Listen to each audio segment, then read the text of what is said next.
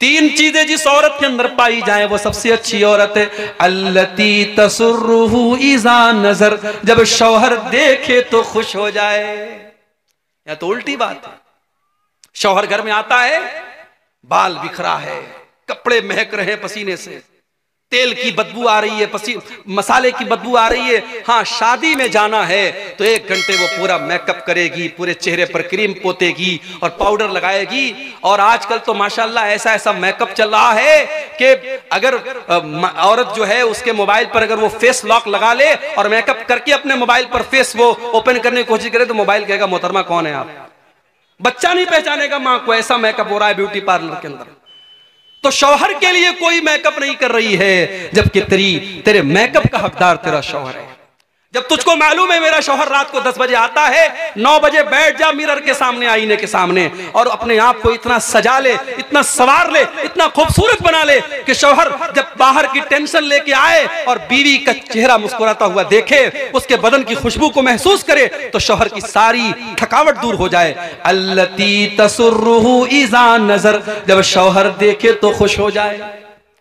दूसरी चीज, वह तुतीउहु इज़ा अमर, जब शौहर कोई हुक्म दे तो माने। यहां तो होता हम क्यों माने, हम कोई उसकी नौकरानी है, नौकरानी की बात नहीं है। मियां बीवी का रिश्ता कोई मालिक और नौकरानी का रिश्ता नहीं है। मगर हाँ, स्कूल में एक प्रिंसिपल होता है, एक टीचर होता है, टीचर को उसी हिसाब से पढ़ाना जैसे प्रिंसिपल कह रहा है। अगर हर टीचर प्रिंसिपल बनेगा, स्कूल बंद करना पड़ेगा। घर भी एक स्कूल है और घर का प्रिंसिपल मर्द है और औरत उसके अंडर में काम करेगी। अगर शौहर की कोई बात है तो बीवी को चाहिए कि माने उसे। इंसान किसी अच्छी जगह जाता है, सोचता है बीवी बच्चों को लेके जाऊं। इंसान कोई अच्छी चीज खाता है, सोचता है अपनी मोहतरमा के लिए भी लेते चलूं, अपने बच्चों के लिए भी लेते चलूं। हज करने जाता है, बीवी को लेके जाता है, उम्रा करने जाता है, बीवी को लेके जाता है। परिवार को हम बहुत चाहते हैं, बहुत मोहब्बत करते हैं। मेरे जिस परिवार से हम इतनी मोहब्बत करते हैं, जिस फैमिली से हम इतना प्यार करते हैं कि उसी फैमिली को सुख पहुंचाने के लिए दिन रात एक किए रहते हैं। सुबह जब से नींद खुलती है, रात को बिस्तर पे जाने तक अपने बदन का एक एक कतरा, अपने पसीने का एक एक कतरा अपने परिवार के लिए हम बहाते हैं। मजदूरी करने वाला, नौकरी करने वाला, बिजनेस करने वाला अपना दिमाग खपा रहा है, अपने जिस्म को थका रहा है, किसके लिए? अपने परिवार के लिए, अपने बच्चों के लिए। अल्लाह फरमाता है कि ऐ मेरे बंदो, जिस परिवार से तुम इतनी मोहब्बत करते हो, जिस फैमिली से इतना प्यार करते हो, क्या तुम ये चाहोगे तुम्हारा बेटा कल जहन्नम की आग में जल जाए, तुम्हारी बेटी कल जहन्नम की आग में चली जाए, तुम्हारी बीवी जहन्नम की आग में चली जाए? क्या तुम ये पसंद करोगे? कू अनफुसकुम व अहलीकुम नारा, ऐ ईमान वालों, अपने आप और अपने बच्चों को जहन्नम की आग से बचाओ। अरे आग में जाना तो बड़ी दूर की बात है, हम तो ये भी पसंद नहीं करेंगे हमारे बच्चों को हल्की सी खरोंच भी आए और हम चैन से बैठे रहें। इसी बिहार में मेरा प्रोग्राम था, कई साल पहले की बात है।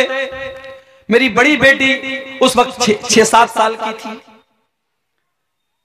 मेरी अहलिया का फोन आया। वो जो पतंग उड़ाते हैं बच्चे, पतंग का जो मांझा होता है, उस मांझे से किसी तरीके से मेरी बच्ची की उंगली कट गई। मैं बिहार में बैठा हूं प्रोग्राम में। माए औरतें कमजोर दिल की होती हैं, उसकी उंगली में कट लग गया, खून बहने लगा। मेरी अहलिया रोने लगी, आंसू बहने लगे। उसके फोन किया उसने मुझे। बाप का दिल बच्चों की जरा सी तकलीफ देख करके पिघल जाता है मेरे भाई। वीडियो कॉल पर बच्चे की उंगली को देखा, मेरी आंखों से भी चंद आंसू छलक गए। मैंने फौरन डॉक्टर को बुलवाया फोन करके, उसका इलाज हुआ।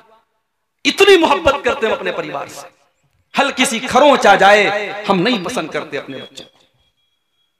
अल्लाह ताला उसी मोहब्बत को याद दिला रहा है कि ऐ ईमान वालों, जिस परिवार से तुम इतनी मोहब्बत करते हो, जिसके लिए इतनी मेहनत करते हो, कल जहन्नम की आग में तुम्हारा बेटा जलने लगेगा, तुम्हारी बेटी जलने लगेगी, तुम्हारी बीवी जलने लगेगी। क्या तुम ये पसंद करोगे? कू अनफुसकुम व अहलीकुम नारा, ऐ ईमान वालों, उस जहन्नम की आग से अपने आप को बचा लो और अपनी फैमिली को बचा लो। कभी आग में जलते हुए देखा है आपने किसी? नहीं जलते हुए देखा है तो फलस्तीन के वीडियो जरा उठा के देखो। शायद दुनिया की तारीख में इतने बड़े बड़े फिरौन कभी पैदा नहीं हुए जितना बड़ा फिरौन आज इस दौर में फलस्तीन पर जुल्म करने वाला, अपने आप को दुनिया का ठेकेदार समझने वाला मुल्क मौजूद है। दुनिया की तारीख में ये मिसालें न देखी गई होंगी कि कब्रों पर बुलडोजर चला करके कब्रों से मुर्दों को निकाल करके जलाया जा रहा है, छोटे छोटे मासूम बच्चों को मारा जा रहा है। हम और आप तो बड़े चैन से अपने घरों में बैठे हुए हैं, सर्दी के मौसम में रजाई ओढ़ के, गर्मी के मौसम में एसी और कूलर की हवाएं खा रहे हैं। वहां हमारे फलस्तीनी भाई कहीं महीनों से हजारों की तादाद में मारे जा चुके और मारे जा रहे हैं, उनके घरों को जलाया जा रहा है, उनके ऊपर मिसाइल के हमले हो रहे हैं। आग कैसी होती है जरा उनसे पूछ लो मेरे भाई। आग, जब कोई इंसान आग में जलता है ना, उसकी डेड बॉडी जब आप देखेंगे, कमजोर दिल और दिमाग का आदमी तो देख ही नहीं पाएगा, बेहोश हो जाएगा। दुनिया की आग में कोई जल जाए हम बर्दाश्त नहीं कर सकते, हम देख नहीं सकते। आय अल्लाह, जहन्नम की आग कैसी होगी। अल्लाह के प्यारे नबी फरमाते हैं, इन्नहा फुज़िलत अला नारि दुनियाकुम बितिसअतिन व सित्तीन, जहन्नम की आग दुनिया की आग से 69 गुना ज्यादा खतरनाक होगी, 69 गुना ज्यादा खतरनाक होगी। दुनिया की आग में कोई जल गया, एक बार जल गया, उसके बाद वो मर गया, काम खत्म हो गया। जहन्नम की आग में एक बार नहीं जलेगा। इन्नल्लज़ीना कफरू बिआयातिना सौफा नुस्लीहिम नारा कुल्लमा नज़िजत जुलूदुहुम बद्दलनाहुम जुलूदन गैरहा। हम जहन्नमियों को जब जहन्नम में डालेंगे, हम बार बार उनकी चमड़ी को जलाएंगे। एक बार जब उनकी चमड़ी जल जाएगी, हम दूसरी चमड़ी चढ़ा देंगे और फिर से उनको जलने की तकलीफ देंगे। बार बार वो जलने की तकलीफ को झेलेंगे मेरे भाई। हालात ये हो जाएंगे कि जहन्नमी कहेंगे जहन्नम के दारोगा से, कालू या मालिकू लियक़्दी अलैना रब्बुका। जहन्नमी कहेंगे, ए जहन्नम के दारोगा, ए मालिक, अपने रब से कह दे कि हमारा काम तमाम कर दे। ये जहन्नम की तकलीफ हमसे बर्दाश्त नहीं होती, ये जहन्नम का दुख हमसे बर्दाश्त नहीं होता। जहन्नम का दारोगा कहेगा, क़ाला इन्नकुम माकितून, ऐ जहन्नमियों, अब इस जहन्नम में हमेशा तुमको रहना है, अब यहां मौत आने वाली नहीं है, अब बार बार तुमको जहन्नम की तकलीफ झेलना है। अल्लाह कह रहा है कि अपने घर वालों को जहन्नम की आग से, जिस बच्चे की उंगली कटना आपको गवारा नहीं है, जिस बीवी को हल्की सी आग, अगर गैस के लाइटर से भी उसकी आग में अगर आग, उसके हाथ में आग लग जाए तो आप बेचैन हो जाते हैं, उस बीवी और बच्चे को जहन्नम की आग से क्यों बचाने की फिक्र नहीं करते मेरे भाई। आज की मेरी तकरीर का उन्वान यही है मेरे भाई, कि अपने घर वालों को हम जहन्नम की आग से कैसे बचाएं। हर इंसान की जिंदगी में उसके घर की बड़ी अहमियत होती है। अल्लाह न करे कोई अपने घर से बेघर हो जाए। तैयारियां तो कुछ ऐसी ही चल रही हैं, एक मखसूस मजहब के लोगों को आगे चल करके बहुत बुरी तरीके से टारगेट करने की तैयारियां चल रही हैं। अल्लाह हम सब की हिफाजत फरमाए। घर से बेघर कर दिया जाए, इससे बढ़ के तकलीफ और दुख नहीं है हो सकता मेरे भाइयों।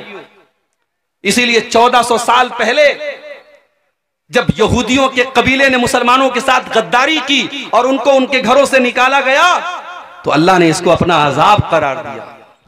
वल्लज़ी अखरजल्लज़ीन कफरू मिन अहलिल किताबि मिन दियारिहिम लिअव्वलिल हश्र। ऐ ईमान वालों, हमने इन अहले किताब के काफिरों को, इन यहूदियों को इनकी गद्दारी की वजह से इनके घर से निकाल दिया। युखरिबून बुयूतहुम बिअयदीहिम व अयदिल मुमिनीन। ये इतने बड़े बदबख्त थे, जब ये अपने घर को छोड़ के जाने लगे, अपने दरवाजों को तोड़ तोड़ के जा रहे थे, अपनी खिड़कियों को तोड़ तोड़ के जा रहे थे, ताकि इनके जाने के बाद कोई इनके घरों को इस्तेमाल न कर सके। अल्लाह ने कहा, देखो कैसा अजाब हमारा नाजिल हो रहा है। अपने घर को छोड़ के जा रहे हैं और अपने घर को बर्बाद करके जा रहे हैं, उसको तोड़ फोड़ करके जा रहे हैं। घर बहुत बड़ी चीज होती है मेरे भाई। इंसान को जिंदगी में सुकून अगर मिलता है तो घर में मिलता है। आप बाहर जितनी भी ऐशो आराम से 5 स्टार होटल में रहें, घर की झोपड़ी में अपनी माँ के पास, अपनी बीवी के पास, अपने बच्चों के पास जो सुकून मिलता है वो कहीं नहीं मिलता है। इसीलिए अल्लाह ने फरमाया, अल्लाहुल्लज़ी जअल लकुम मिन बुयूतिकुम सकना। अल्लाह ने तुम्हारे घरों को सुकून का जरिया बनाया है, तुम्हें सुकून मिलता है तो तुम्हारे घर में मिलता है, क्योंकि उसी घर के अंदर तुम्हारे बच्चे होते हैं। और बच्चे कैसे होते हैं मेरे भाई? अल्लाह के प्यारे नबी मिंबर पे खुतबा दे रहे हैं, जुमा का खुतबा दे रहे हैं। आपके नवासे हजरत हसन और हुसैन सुर्ख रंग का, जिस रंग का मैं इस वक्त अभी आपके सामने ब्लेजर पहने हूं, जैकेट पहने हूं, यही सुर्ख रंग था, लाल रंग था। उसी लाल रंग का जोड़ा पहन करके अल्लाह के प्यारे नबी के ये बच्चे और नवासे मस्जिद में दाखिल होते हैं।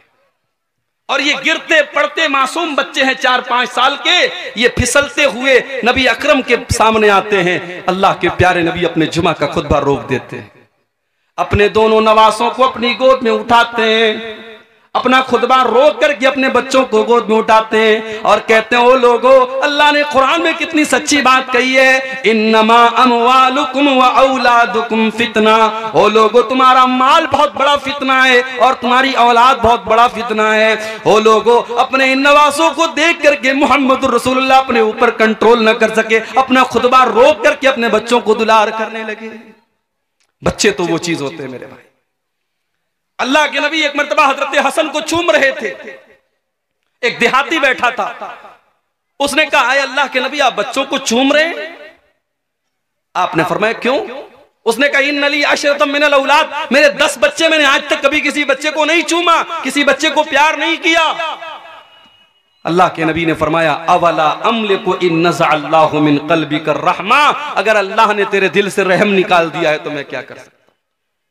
बच्चों से प्यार करना, बच्चों को चूमना, बच्चों को गोद लेना, बच्चों को खिलाना, ये मेरे नबी की सीरत है मेरे भाई। बाज लोग क्या होते हैं, घर में बड़े खूंखार टाइप के होते हैं, मुस्कुरा दे तो ऐसा लगता है कि बहुत बड़ा एहसान कर दिया उन्होंने, मुस्कुरा दिया उन्होंने। एकदम खड़ूस बन करके घर में आते हैं और बड़े फख्र से कहते हैं, साहब मेरे बच्चे तो मुझे देख के डर जाते हैं, मेरी बीवी मुझको देख के डर जाती है। ये कोई अच्छी बात नहीं है, आपकी बीवी आपको देख के डर जाती है। मेरे नबी की सीरत नहीं है। मेरे नबी की सीरत यह है कि बच्चे आपको देख करके खुश हो जाते थे, बीवी आपको देख करके खुश हो जाती थी। तो घर में सुकून मिलता है हमको, और घर के अंदर घरवाली है, और घरवाली का क्या कहना। अच्छा, हम ये बोलते रहते घरवाली, भाई घर तो हमारा है ना, बीवी का घर कैसे हो गया? कभी कभी शौहर लोग गुस्से में बीवी से क्या बोलते हैं, ज्यादा बोलेगी तेरे घर भेज दूंगा। बीवी के मायके को उसका घर कहा जाता है, और शौहर का जो घर होता है उसको बीवी की ससुराल कहा जाता है। आज से करेक्शन कर लो, इस गलती की इस्लाह कर लो। शादी के बाद औरत जिस घर में आई है वो उसका घर है, और ये कुरान कहता है कि वो उसका घर है। और हम लोग तो बगैर दलील के बात नहीं बोलते। दलील मैं दे देता हूं कुरान से। कुरान का 22वां पारा खोलो, बिल्कुल स्टार्टिंग में आपको यह आयत मिल जाएगी, वक़र्न फ़ी बुयूतिकुन्ना, ऐ नबी की बीवियों अपने घरों के अंदर रहा करो। घर तो नबी का था, कमरा तो नबी का बनाया हुआ था, मगर कुरान में अल्लाह ने अपने नबी की बीवियों से कहा अपने घरों में रहा करो, ये नहीं कहा अपने शौहर के घर में रहा करो। पता ये चला कि घर तो बीवी का होता है। औरतें खुश हो जाएं, घर तो तुम्हारा है, ये शौहर बेचारा किराएदार है। ये 24 घंटे में आप गौर करें, बीवी 24 घंटे में कभी कोई काम से चली गई, मार्केट चली गई, कोई किसी के यहाँ रिश्तेदारी में चली गई, वरना 24 घंटे में 20 घंटे 22 घंटे तो बीवी घर में रहती है। शौहर कितने घंटे रहता है भाई? शौहर रात में सोता है घर में, दिन में कारोबार के लिए, बिजनेस के लिए, नौकरी के लिए बाहर रहता है, उसका तो बहुत कम टाइम घर में होता है। इसलिए घर की असल मलका तो बीवी है, इसलिए औरत को घरवाली कहा जाता है, बिल्कुल सही कहा जाता है। इसीलिए अल्लाह के नबी औरत के बारे में ये फरमाते हैं कि जब तुमको अपने घर की इस्लाह करनी है, घर को बेहतर बनाना है, तो घर वाली अच्छी लाना। मुझसे पहले शायद कोई आलिम दीन तकरीर कर रहे थे औलाद के ऊपर, औलाद की तरबियत कैसे करनी चाहिए, औलाद को कैसे सुधारना चाहिए, इस पर तकरीर कर रहे थे। मैं थोड़ी बहुत बांग्ला मुझे भी आती है, अल्पो अल्पो बांग्ला हमें बुझते पारी, थोड़ी थोड़ी हम भी समझते हैं। तो इससे ऐसा महसूस हुआ कि औलाद की तरबियत पर वो बोल रहे हैं। मैं आपको बताऊं कि औलाद की तरबियत का ताल्लुक, अभी औलाद दुनिया में नहीं आई है, आपका रिश्ता तलाश किया जा रहा है, औलाद की तरबियत तो यहीं से शुरू हो जाती है। जब आपकी माँ आपके लिए रिश्ता तलाश करने जाए तो बोल दो अपनी माँ से कि माँ गरीब घर की बच्ची ले आना, थोड़ी शक्लो सूरत 1900 ले आना, बहुत ऊंचा खानदान ना हो ले आना, मगर माँ दीनदार बीवी मेरे लिए लाना, नेक बीवी मेरे लिए लाना, क्योंकि मेरे बच्चों की माँ नेक होनी चाहिए। अल्लाह के नबी फरमाते हैं तुनकाहुल मरातुल अर्बईन, जब औरत का निकाह होता है तो 4 चीजें औरत के अंदर देखी जाती हैं। ले मालिहा, माल देखा जाता है। डुमरिया वाले क्या देखते हैं?